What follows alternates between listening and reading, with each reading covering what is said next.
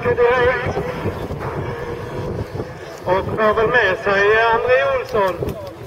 Ja, det är ju väldigt agna. Det blir Niklas Skogö, men där kan Niklas på färren. Och så kör det efter han studsar ut på banan igen.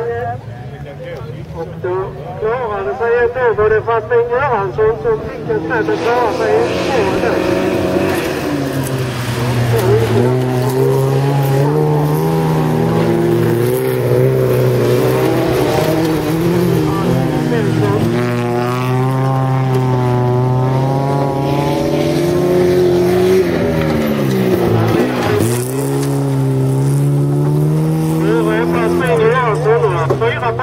Så det är bra att få med sig flera.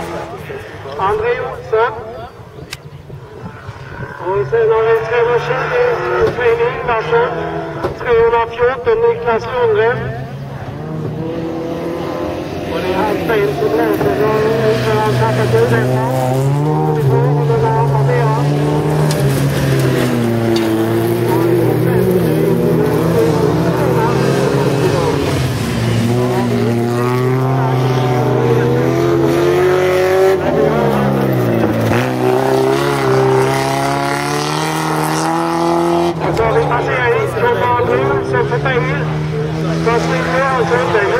Precis.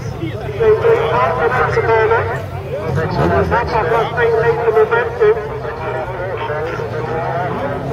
Niklas Lundgren försöker att säga att det är lite på denna punkten nu. Albin Svensson.